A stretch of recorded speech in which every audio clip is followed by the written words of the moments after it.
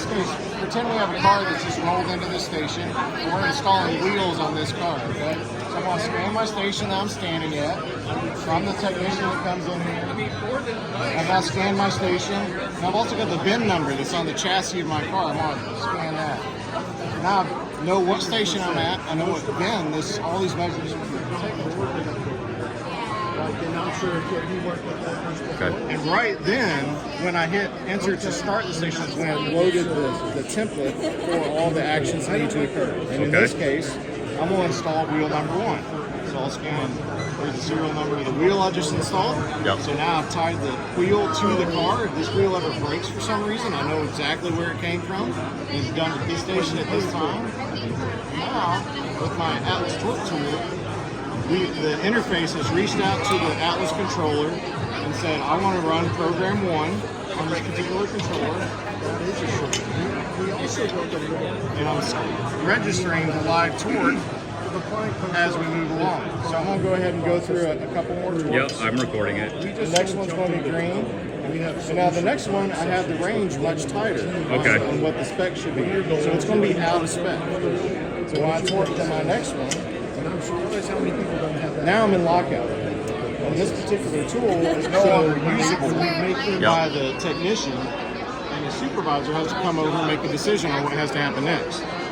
So the supervisor comes over, he scans his badge, which has his PIN codes. He recognizes that supervisor is being authorized to be able to do this. And then they can decide, do I want to retorque it, do a manual entry, or just skip it and move on. We don't want to stop the work. That was one of the key requirements for these clients. We have to be able to keep moving along, but I can log a defect or a rework station down the line to fix whatever it was that I skipped. So now I know that I have kept this, or I failed that particular torque, but I can keep going and doing all the rest. The other things we're doing with this is keeping cycle time at the station. So when it loaded these actions, it created a start timestamp log in QuickBase. And so I know when I started, and let's say somebody needs to go on break. All right.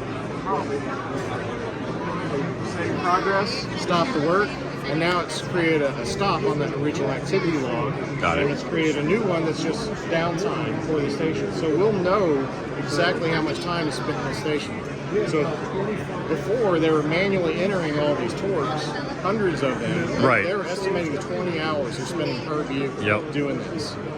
That's not going to be the bottleneck anymore. Right. And so with the cycle time, they'll be able to see that, oh, this station takes us an hour, the next one's 15 minutes. We need to break out this station into parallel lines. That's awesome. That's really cool. That's the whole goal of all the cycle time collection. And we know who did it, we know who allowed it out of lockout, keeping logs on all of that information. So if you ever need to come back to it, you can.